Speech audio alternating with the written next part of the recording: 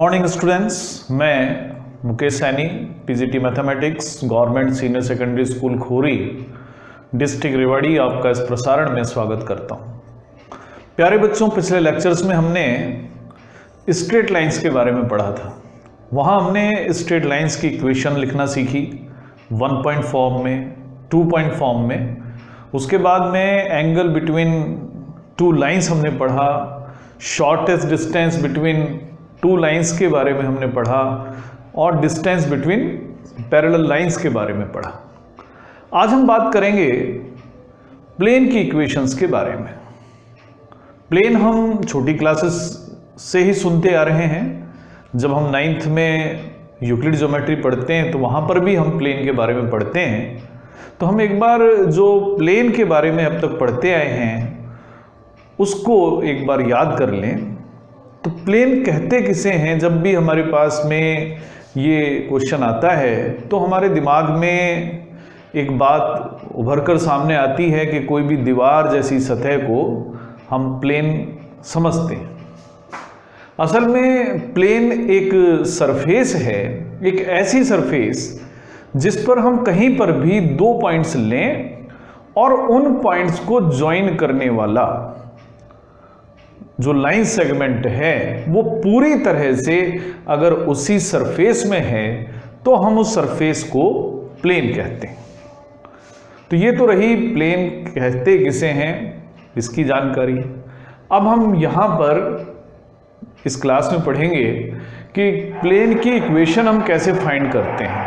तो सबसे पहले हम किसी प्लेन की इक्वेशन को फाइंड करना सीखेंगे। तो आइए शुरू करते हैं एक ऐसे प्लेन की इक्वेशन जिसके बारे में हमें ये जानकारी हो कि ये ओरिजिन से एक स्पेसिफिक डिस्टेंस पर हो। कि ओरिजिन से मान लेते हैं हम एक प्लेन ले रहे हैं जो p डिस्टेंस पर है, और ये भी हमें जानकारी हो कि ओरिजिन से जब हम उस प्लेन पर परपेंडिकुलर डालते हैं तो उसकी डायरेक्शन में जो यूनिट वेक्टर है वो क्या है। तो आइए शुरू करते हैं। मान लेते हैं हम ये एक प्लेन हम लेते हैं, प्लेन को हम इस तरह से रिप्रेजेंट करेंगे। यहां हम ओरिजिन ले लेते हैं। ओरिजिन से हम इस प्लेन पर एक परपेंडिकुलर ड्रा कर देते हैं। मान लेते हैं इस परपेंडिकुलर की जो डिस्टेंस है वो p है, और ये जो परपेंडिकुलर है ये मान लेते हैं n पॉइंट पे जाके मिलता है इस प्लेन से। इसी प्लेन में एक और पॉइंट हम ले लेते हैं। सपोज हम ले लेते हैं p पॉइंट, n को p से ज्वाइन कर दें। ये np इस प्लेन में ही कोई स्ट्रेट लाइन है। o को भी p से हम ज्वाइन कर देते हैं। तो हमें ये जानकारी है कि O से लेकर N की जो डिस्टेंस है वो P है, और O से N की डायरेक्शन में यूनिट वेक्टर की अगर हम बात करें, यूनिट वेक्टर अलोंग ON, वो हम ले लेते हैं n कैप।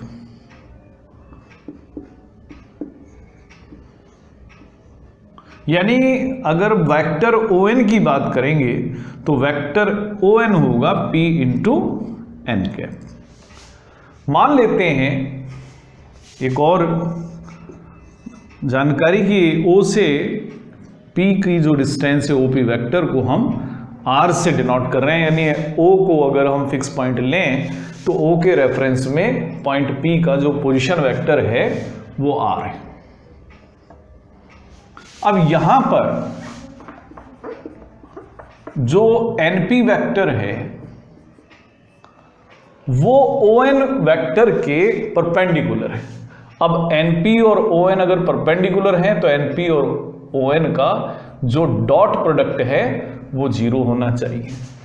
अब NP का मतलब है OP माइनस ON, और इसका भी हम डॉट प्रोडक्ट कर लेंगे ON के साथ में, 0 आना चाहिए। OP का मतलब है R और ON का मतलब है P इंटू n कैप, और इसका डॉट प्रोडक्ट हम लेते हैं ON के साथ में। ON है P इंटू n कैप। तो यहां पर तो p जो है वो एक नंबर है, आप दोनों साइड्स को p से डिवाइड कर देते हैं तो हमें मिलता है r minus p n cap dot n cap equal to 0। आगे सॉल्व करते हैं, r को n के साथ में डॉट प्रोडक्ट लेते हैं तो हमें मिलेगा r dot n minus p n dot n। n unit vector है तो इसलिए n डॉट n 1 होगा और हमें मिलेगा r dot n cap minus p equal to 0, या इसे हम r dot n cap equal to p की फॉर्म में लिख सकते हैं। तो ये है एक ऐसे प्लेन की इक्वेशन जो ओरिजिन से p डिस्टेंस पर रहता है और ओरिजिन से इस प्लेन पर जो परपेंडिकुलर डाला जाता है वो उसकी डायरेक्शन में यूनिट वेक्टर n कैप है। इसे हम normal form of the plane भी कहते हैं, it is normal form.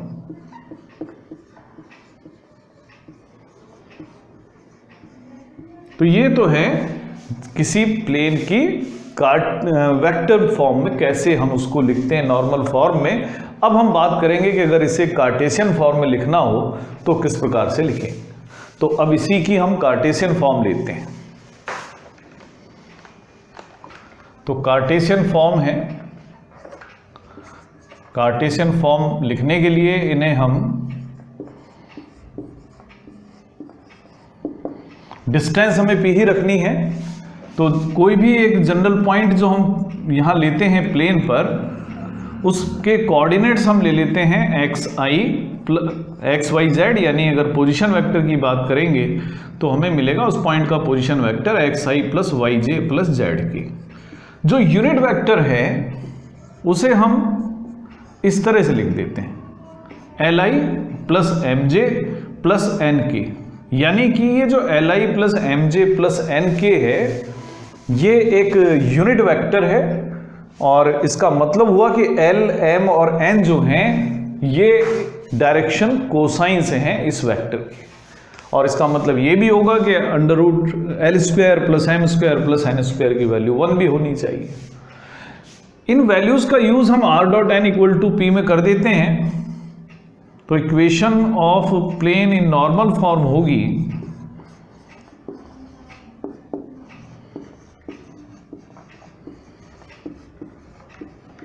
r की वैल्यू आप रखें X I plus Y J plus Z K और इसका डॉट प्रोडक्ट आप एन कैप से लें।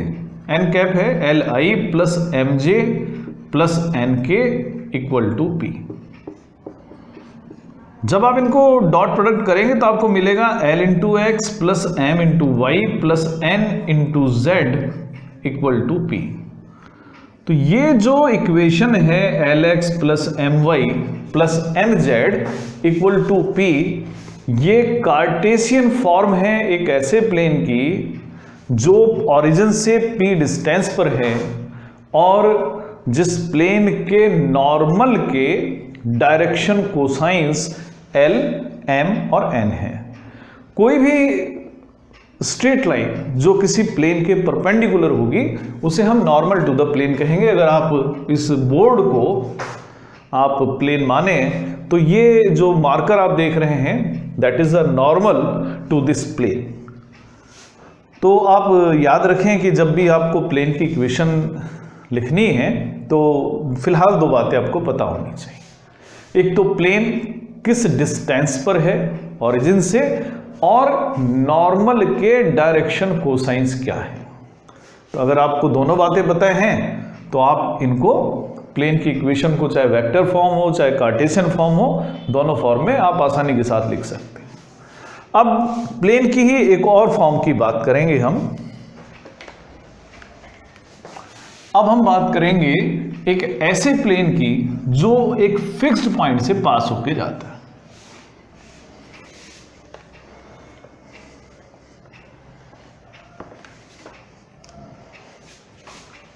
We shall find equation of a plane passing through a fix point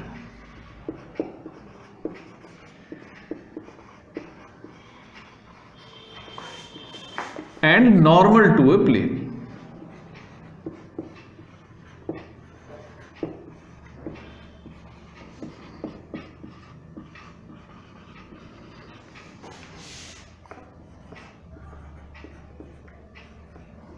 अब हम एक ऐसे प्लेन की बात कर रहे हैं जो एक फिक्स पॉइंट से पास होके जा रहा है और जो एक दिए हुए वेक्टर के परपेंडिकुलर है, यानी जिसका नॉर्मल, जिसके बारे में हमें पता है।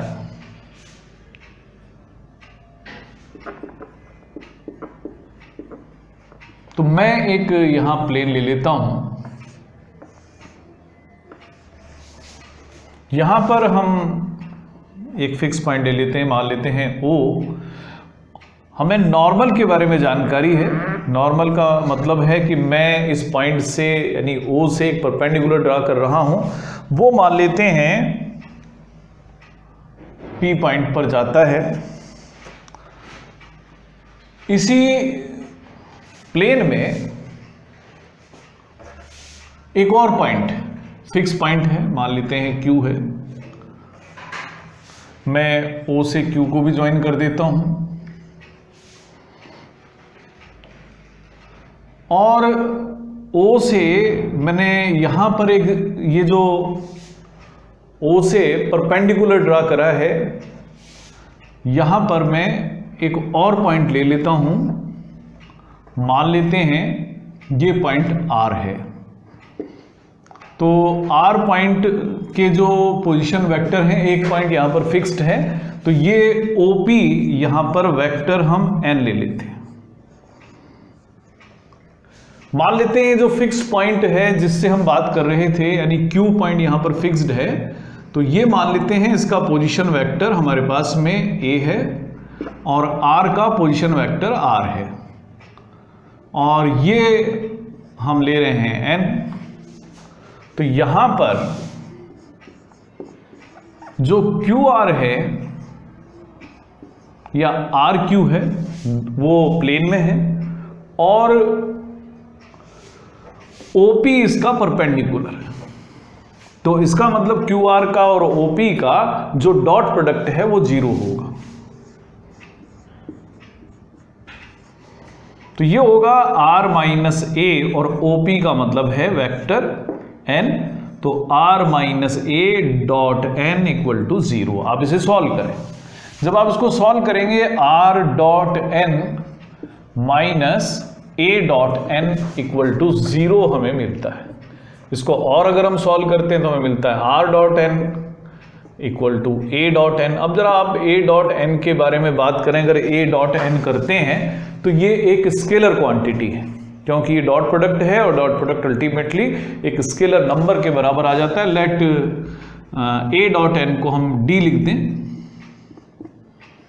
तो ये एक ऐसे प्लेन की इक्वेशन है जो एक फिक्स पॉइंट से जाती है, जिसके पोजीशन वेक्टर हमें पता है, जिसके नॉर्मल के बारे में भी हमें पता है, तो उसको हम लिख सकते हैं R dot N equal to D। अगर आप देखेंगे जो पिछली फॉर्म थी वो थी R dot N cap equal to B, तो लगभग उसके जैसी ही हमें ये फॉर्म दिखाई देती है। लेकिन उस फॉर्म में और इस फॉर्म में थोड़ा सा फर्क है। उस फॉर्म में जो वेक्टर लिया जाता है वो यूनिट वेक्टर लिया जाता है, और जो ये कांस्टेंट है वो उस स्थिति में उस प्लेन की ओरिजिन से डिस्टेंस को शो करता है। लेकिन यहां ऐसा नहीं है। लेकिन अगर इस फॉर्म में इस n को यूनिट वेक्टर में कन्वर्ट कर दिया जाए, तो अगर ये यूनिट वेक्टर होगा तो ऐसी स्थिति में ये जो कांस्टेंट होगा, तो ये कांस्टेंट उस प्लेन की ओरिजिन से डिस्टेंस को भी शो कर देगा। अब इसी को अगर मैं कार्टेशियन फॉर्म में कन्वर्ट करूं तो फॉर कार्टेशियन फॉर्म, अगर हम जो फिक्स पॉइंट हैं अगर उसके कोऑर्डिनेट x1 y1 z1 ले लें, यानी A को अगर आप ले लें x1i plus y1j plus z1k, और जो n वेक्टर है उसे ai plus bj plus c के ले लिया जाए, यानी कि जो नॉर्मल है उसके डायरेक्शन रेशियोज उस वेक्टर के a b c ले लें। तो देन इक्वेशन ऑफ प्लेन होगा, अब आप इसमें रखेंगे r माइनस a में, तो x माइनस x1 इंटू आई plus y minus y1 into J और z माइनस z1 इंटू के हमें मिलेगा। ये हमने r माइनस a की वैल्यू लिखी है। r यहां हमेशा ही आपको xi plus yj plus z के लेना है। r जब भी लें xi plus yj plus z के ले लें, तो r माइनस a की वैल्यू होगी x माइनस x1 इंटू आई plus y minus y1 into j plus z minus z1 into k, और इसका डॉट प्रोडक्ट हम लेंगे ai plus bj plus ck से, और इसका जो डॉट प्रोडक्ट आएगा वो 0 आएगा। अब जब आप डॉट प्रोडक्ट करेंगे तो आप लिखेंगे a into X minus x1 plus b into Y minus y1 plus c into Z minus z1 equal to 0। तो ये वन पॉइंट फॉर्म एक ऐसे प्लेन की इक्वेशन है जो एक fixed point x1 y1 z1 से पास होके जाता है और जिसके नॉर्मल के डायरेक्शन रेशियोज a b और c हैं। तो अभी हमने दो फॉर्म में किसी प्लेन की इक्वेशन को लिखना सीखा है। पहली है नॉर्मल फॉर्म और दूसरी है वन पॉइंट फॉर्म। अब इन दोनों फॉर्म में एक बात जरूर नोट करेंगे कि जब भी हम इन इक्वेशंस को सॉल्व कर लेंगे, कार्टेशियन फॉर्म की अगर हम बात करें तो किसी भी प्लेन की जो इक्वेशन है उसे हम इस तरह से लिख सकते हैं। जब सॉल्व कर लेंगे तो general equation of plane is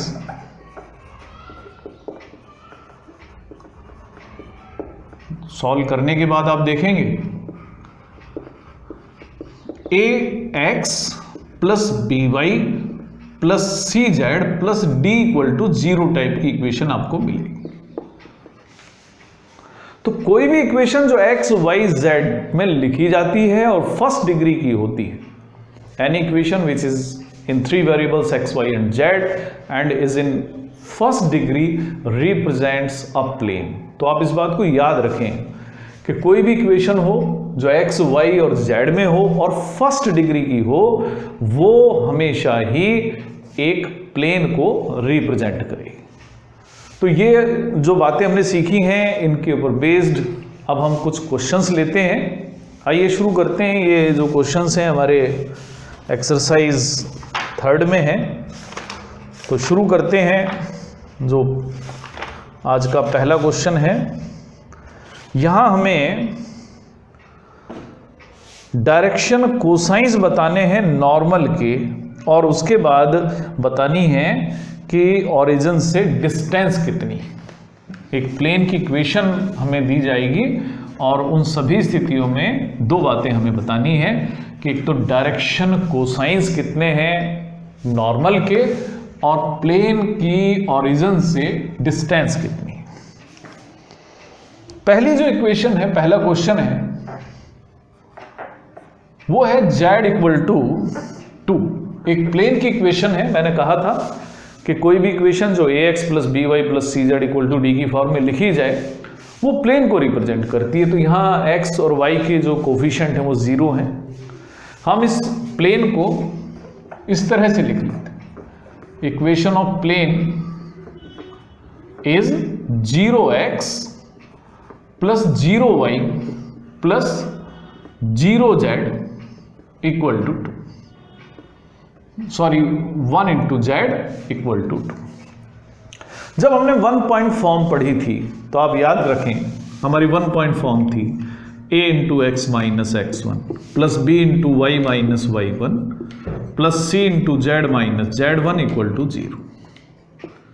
यहां x1 y1 z1 उस पॉइंट के कोऑर्डिनेट्स होते हैं जिस पॉइंट से ये प्लेन पास होके जाता है। अगर आप इसको आगे सॉल्व करेंगे तो ax minus a x1 plus B Y minus B Y one plus C Z minus C Z one equal to 0, या A X plus B Y plus C Z equal to A X one plus B Y one plus C Z one की form में लिख देते हैं। और ये क्योंकि दोनों जो नंबर्स आते हैं ए और एक्स वन, बी और वाई वन, सी और जेड वन, ये नंबर्स हैं, तो नंबर्स का सम एक नया नंबर आता है। Ultimately we can write A X plus B Y plus C Z equal to D. तो यहां एक्स, वाई और जेड के जो कोफिशिएंट्स आप देख रहे हैं, ये हमेशा डायरेक्शन रेशियोज ऑफ नॉर्मल को रिप्रेजेंट करें। तो यहां पर direction ratios of normal to the plane, अगर डायरेक्शन रेशियोज की अगर हम बात कर रहे हैं, वो हैं 0, 0, 1। अब अगर ये डायरेक्शन रेशियोज इस तरह से लिखे जाएं कि इनके स्क्वायर का सम 1 हो, तो ये डायरेक्शन कोसाइंस होंगे। तो यहां ये डायरेक्शन कोसाइंस बन गए, क्योंकि 0 का स्क्वायर प्लस 0 का स्क्वायर प्लस 1 का स्क्वायर, तो ये डायरेक्शन कोसाइंस ही बन गए। तो डायरेक्शन रेशियोज की जगह हम डायरेक्शन कोसाइंस ही लिख सकते हैं। तो direction cosines of normal to the plane are 0, 0, 1। अब जब ये डायरेक्शन कोसाइंस होंगे, तो उस स्थिति में ये जो कांस्टेंट होगा वो ओरिजिन से डिस्टेंस को शो करेगा, and distance of plane from the origin, distance of plane from the origin is 2 units.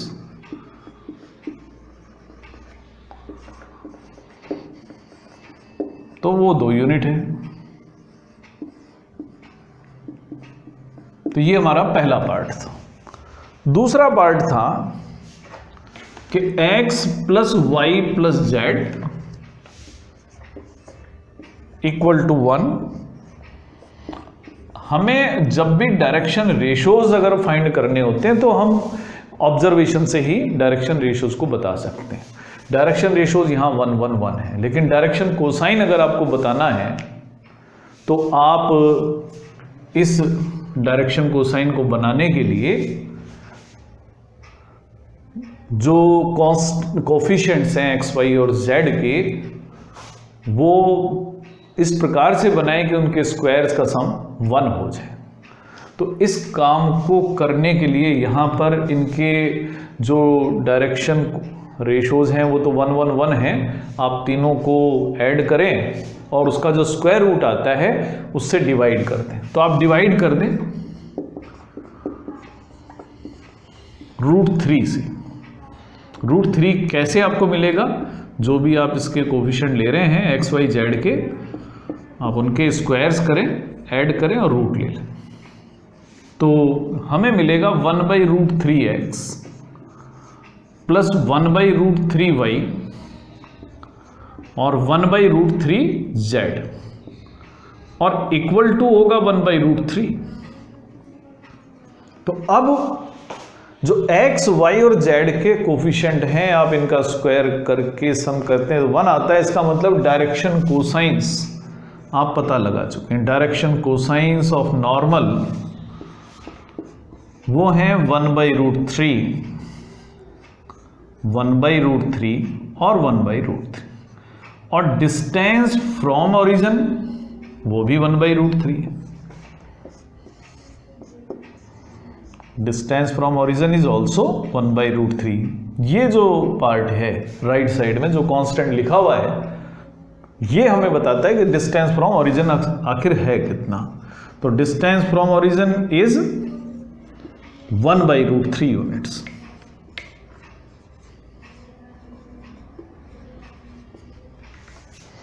आइए अगला क्वेश्चन लेते हैं। तो अगला क्वेश्चन है जो इसका सी पार्ट है।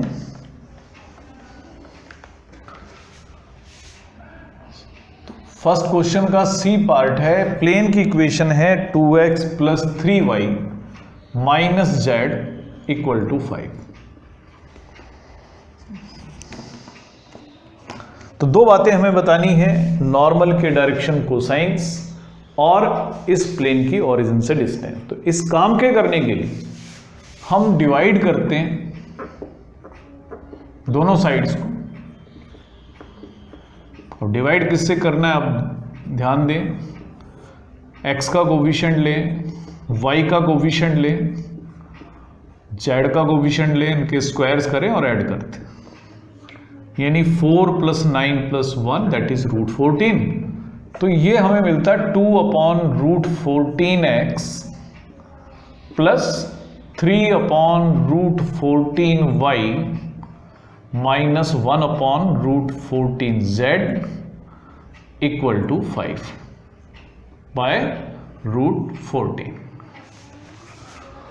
अब ये r.n = p जैसी फॉर्म में बन गया है, तो इसलिए मैं बता सकता हूं कि डायरेक्शन कोसाइंस ऑफ नॉर्मल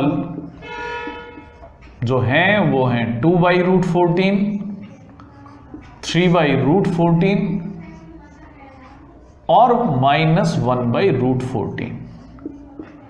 और डिस्टेंस फ्रॉम ओरिजिन इस प्लेन की अगर हम देखते हैं तो distance from origin is 5/√14 units. तो इस तरह से हम ये दोनों बातें पता लगा लेते हैं।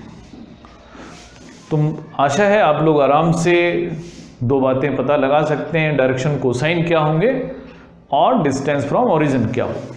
उसके बाद में जो अगला क्वेश्चन है, दूसरा क्वेश्चन है, वो भी हम करते हैं। क्वेश्चन नंबर 2 है कि find the vector equation of a plane which is at a distance of 7 units from the origin and normal to the vector. एक ऐसा प्लेन की इक्वेशन निकालें जो इस वेक्टर के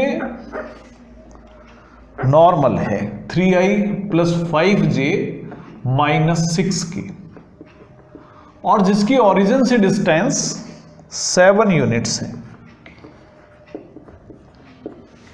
आप समझें इस क्वेश्चन को क्या करना चाहते हैं। हम एक ऐसे प्लेन की इक्वेशन निकालना चाहते हैं जिसका नॉर्मल ये वेक्टर है, जो आप मार्कर देख रहे हैं ये वेक्टर है, और जिस प्लेन की डिस्टेंस इस ओरिजिन से, ये ओरिजिन ले लें स्टिप को, वो 7 यूनिट्स। तो आपको जरूरी हो जाता है ऐसी स्थिति में कि जो वेक्टर है उसकी डायरेक्शन में पहले आप यूनिट वेक्टर फाइंड करें। अब यूनिट वेक्टर फाइंड करने का तरीका यह है कि आप जो दिया हुआ वेक्टर है उसका मैग्नीट्यूड फाइंड करें। तो मैग्नीट्यूड होगा 3² + 5² + -6 का स्क्वायर, यानी 9 + 25 + 36, यानी √70। ये इसका मैग्नीट्यूड है।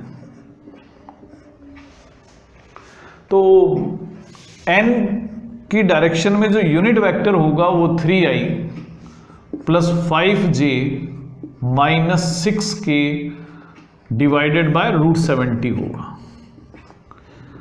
अब उस प्लेन की इक्वेशन जो इन कंडीशन को पूरा करे, इक्वेशन ऑफ रिक्वायर्ड प्लेन हम लिखेंगे r.n = p की फॉर्म, r.n = p, यानी r.n का मतलब है 3i + 5j - 6k। आप डिवाइड करेंगे √70 से, और डिस्टेंस फ्रॉम ओरिजिन जो p है वो 7 यूनिट्स है। जब आप इसके सॉल्व करेंगे तो लिखेंगे r.3i + 5j - 6k = 7√70। ये जो इक्वेशन है उस प्लेन की इक्वेशन है जिसका नॉर्मल 3i + 5j - 6k की डायरेक्शन में है और जिसकी ओरिजिन से डिस्टेंस 7 यूनिट्स। हम इसे कार्टेशियन फॉर्म में भी कन्वर्ट करना सीख लेते हैं। कार्टेशियन फॉर्म में कैसे कन्वर्ट करते हैं? जब भी आपको कार्टेशियन फॉर्म में कन्वर्ट करना हो तो आप r के स्थान पर xi + yj + zk लिखते हैं। तो कार्टेशियन फॉर्म होगी x I plus Y J plus Z के, इसका डॉट प्रोडक्ट लेंगे 3i plus 5j minus 6k से, और इसको रखेंगे इक्वल 7√70 के, तो आपको मिलेगा 3x plus 5y minus 6z equal to 7√70। तो ये है इस प्लेन की कार्टेशियन फॉर्म। अब जब जल्दी में हो तो आप सीधा भी लिख सकते हैं, जो आपको वेक्टर मिला है एन, वहां पर आई जे के को आप हटाएं, एक्स वाई जेड लिखें, तो 3x plus 5y minus 6z equal to 7√70 हम इस प्लेन की इक्वेशन लिख लेते हैं। तो अभी हमने प्लेन की इक्वेशन सीखी दो फॉर्म में, आप इन क्वेश्चंस की प्रैक्टिस करें। अगले लेक्चर में हम 3 पॉइंट से पास होकर जाने वाले प्लेन की इक्वेशन भी फाइंड करना सीखेंगे, दो प्लेन्स के बीच के एंगल भी हम फाइंड करना सीखेंगे। आज के लिए इतना ही, धन्यवाद।